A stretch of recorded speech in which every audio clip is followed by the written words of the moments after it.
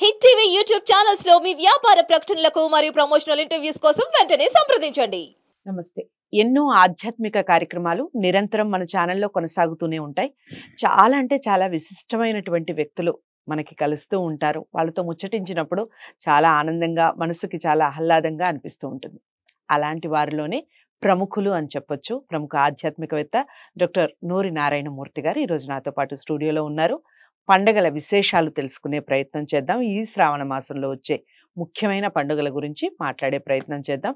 దాంతో పాటుగా ధర్మ సందేహాల రూపంలో కొన్ని ధర్మ సందేహాల్ని తెలుసుకునే ప్రయత్నం చేద్దాం. ఇక నుంచి మ్యాక్సిమం గురువుగారు అందుబాటులో ఉన్నప్పుడల్లా ఖచ్చితంగా ప్రోగ్రామ్ చేసే ప్రయత్నం చేస్తాను. వీడియోని ఎక్కడా కూడా స్కిప్ చేయకుండా చూడండి. డౌట్స్ ఏమన్నా ఉన్నా, మీరు ఇంకేమైనా తెలుసుకోవాలి అనుకున్న కుతూహలం మీకున్నా ఖచ్చితంగా కామెంట్ బాక్స్లో తెలియచేయండి. ఎలాంటి ధర్మ సందేహానికైనా ఖచ్చితంగా ఈ వేదిక మీద నివృత్తి లభిస్తుంది. నమస్కారం గురువుగారు. నమస్కారం అమ్మ. గురువుగారు, ఈ మాసంలో, ఈ శ్రావణ మాసంలో ముఖ్యంగా మనకి నాగుల పంచమి వస్తుంది. దాని యొక్క విశిష్టత ఏమిటి, ఏ విధంగా జరుపుకోవాలి, దాని ప్రాధాన్యత, పూజా విధానం చెప్పండి. చాలా సంతోషం. శ్రావణ మాసం అంటేనే శుభ మాసం అని అర్థం. శ్రవణ నక్షత్ర పౌర్ణమితో ఉంటుంది కనుక దీన్ని శ్రావణ మాసం అని పిలుస్తారు. ఈ శ్రావణ మాసంలో చాలా శుభమైనటువంటి పండుగలు ఉన్నాయి. శ్రావణ మాసంలోనే అద్భుతమైనటువంటి విశేషంతో ఈ శ్రావణ శుక్లంలోనే మనకు ముఖ్యమైనటువంటి వరలక్ష్మి వ్రతం కూడా వస్తుంది. శ్రావణ మాసంలోనే ఇప్పుడు మీరు అడిగినటువంటి నాగపంచమి అనేది వస్తుంది, శుక్లపక్షం అంటారు.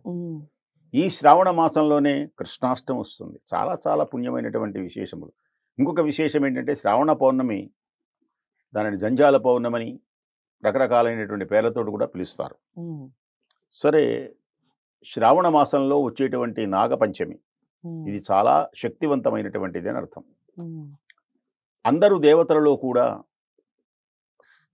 కాలసర్ప దోషాలు కొందరికి ఉండడం, నాగదోషములని ఉండడం, కుజదోషాలు ఇలాంటివి కొన్ని కొన్ని మనం పదే పదే జ్యోతిష్ శాస్త్రంలో మనం వింటూ ఉంటాం. ఈ దోషములన్నీ పోవడానికి ఈ నాగశుక్ల పంచమి చాలా ముఖ్యమైనటువంటిది. ఒక్కొక్కసారి తిథిద్వయం అని కూడా వస్తూ ఉంటుంది. వచ్చినప్పటికీ కూడా అంటే పంచమి షష్ఠి రెండూ కలిసి వచ్చినా, లేదు చవితి పంచమి కలిసి వచ్చినా దీనిని మనం ఆచరించడానికి వీలుంటుంది అని ధర్మశాస్త్రములు మనకు చెబుతూ ఉన్నాయి. కనుక సహజంగా ధర్మశాస్త్రాలలో పంచమి తిథిని ఎలా నిర్ణయిస్తారు అంటే, సూర్యోదయమునకు ఏ తిథి ఉంటే ఆ తిథిని, 6:30కు సూర్యోదయం అనుకోండి ఉదాహరణకి, 6:30కు ఏ తిథి ఉంటే ఆ తిథి ఆ రోజల్లా జరపాలి. 7:30 దాకా చవితి ఉండి 7:30 నుంచి పంచమి వచ్చినా అది చవితి కిందనే వస్తుంది కానీ పంచమి కిందకి రాదు. అయితే నాగపంచమి అనేటువంటిది తిథిద్వయంలో కూడా జరుపుకోవచ్చును. అంటే 7 గంటల వరకే చవితి ఉండి 7 తర్వాత పంచమి వచ్చినా కూడా నాగపంచమి జరుపుకోవచ్చును అనేటువంటి విషయం మనకు కొన్ని ధర్మ శాస్త్రాల్లో మనకు తెలియచేయడం జరిగింది. అయితే ఈ నాగపంచమి అనేటువంటిది ఈ రోజున ఏం చెయ్యాలి? ఒక గోడపై పసుపు కుంకుమలతో నాగ ప్రతిమలను లిఖించాలి. లేదా శివాలయంలో కానీ రాగి చెట్టు కింద కానీ ఉన్నటువంటి నాగుల యొక్క దివ్యమైనటువంటి శక్తిని పొందడానికి అక్కడ ప్రదక్షిణ చేయడానికి వెళ్ళాలి. లేదా మృత్తికాదులతో నిర్మించినటువంటి, అంటే మట్టితో నిర్మించినటువంటి సర్పాలను కూడా ఆ సర్ప ఆకారంలో చేసి మట్టితో, మనం ఏ విధంగా మట్టితో వినాయకుడిని చేస్తామో ఆ వినాయకుడిని చేసినట్లుగా సర్పాన్ని కూడా మనం తయారు చేసుకొని దానిని మనం అర్చన చేయవచ్చు. ఈ రోజున, ఈ నాగపంచమి రోజున నాగదేవతలను ఆరాధించడం చాలా ముఖ్యమైనటువంటి విశేషంగా భావింపబడుతుంది. నాగులు వేరు, పాములు వేరు, కాళములు వేరు. కాళము అన్నా పామే. అయితే నాగులు అనేది దేవతలు, కాళములు అనేవి పాములు. అవి వరములు ఇచ్చేటువంటి, అవి నడుస్తూ ఉంటే, అంటే పెద్దలు చెబుతూ ఉంటారు, అది గనక నాగదేవత వచ్చింది అంటే సుగంధ పరిమళాలు వెదజల్లుతూ ఉంటావట. ఈ పాముకి ఏముండవు, పాములు కాటు వేయటమే, దీనికి విషమే. నాగదేవతలు అన్నమాట వాళ్ళందరూ. అసలు దేవతలు చాలా మంది ఉన్నారు. పనిలోపని ఒక మాట మీకు చెబుతాను. 3 కోట్ల మంది దేవతలు, 33 కోట్ల మంది దేవతలు ఉంటారు. దీనిని కొందరు ఎగతాళి కూడా చేస్తారు. 3 కోట్లు ఏమిటి, 33 కోట్లు ఏంటి, చెప్పు 10 పేర్లు చెప్పు అని ఊరిక సరదాగా ఎగతాళి చేస్తారు. అంటే వాళ్ళకి తెలియదు దేవుడు వేరు, దేవతలు వేరు.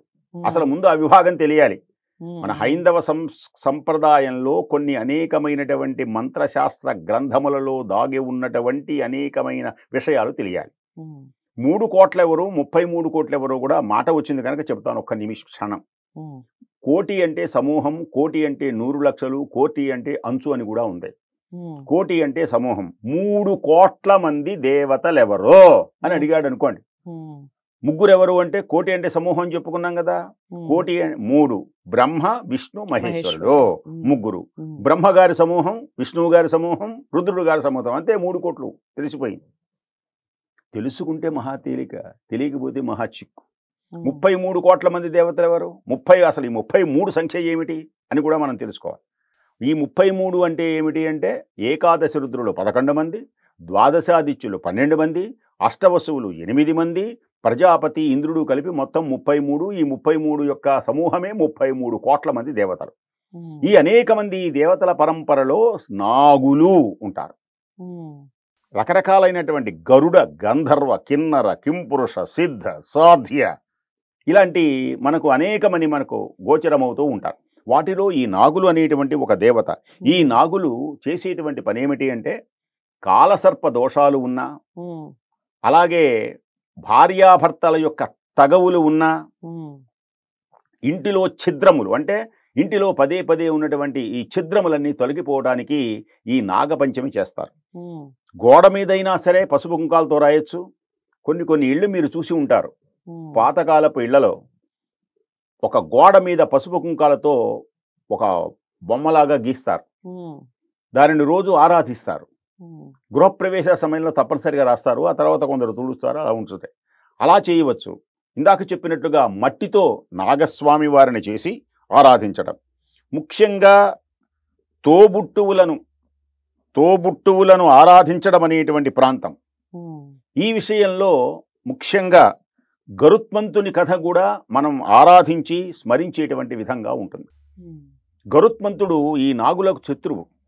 గరుత్మంతుడు కొన్ని కారణాల వల్ల తన పినతల్లి కోరినటువంటి వరాన్ని అనుసరించి అమృతాన్ని తీసుకొని వచ్చి ఆ తర్వాత నాగుల్ని రక్షించాడు. మొదట్లో నాగుల్ని రక్షించాలి. అలాంటి ఆ నాగస్వామిని ఆరాధించినట్లయితే ఏ విధమైనటువంటి దోషములు లేకుండా గృహ ఛిద్రములు ఇట్లాంటివన్నీ తొలగిపోయి, కాలసర్ప దోషములు కూడా తొలగిపోయి, వివాహము కాని వాళ్ళకు కూడా వివాహం అవటం, వివాహం అయిన వాళ్ళకి సత్సంతానం కలిగిన వాళ్ళకి పుత్ర పౌత్ర అభివృద్ధి జరుగుతుంది కనుక ఈ నాగపంచమి ఇంతటి విశిష్ట పొందింది. స్వస్తి. చాలా అంటే చాలా చక్కటి వివరణ ఇచ్చారు గురువుగారు. మీకు ఇంకా ఏమైనా డౌట్స్ ఉంటే ఖచ్చితంగా కామెంట్ బాక్స్లో తెలియచేయండి. వీడియోని లైక్ చేసి అందరికీ షేర్ చేయండి. గురువుగారిని కలవాలి అనుకుంటే స్క్రీన్ మీద కనపడే నెంబర్కి కాల్ చేయండి. మరో మంచి వీడియోతో, మరో మంచి అంశంతో మళ్ళీ మీ ముందుకు వచ్చే ప్రయత్నం చేస్తాను. అంతవరకు సెలవు. నమస్తే.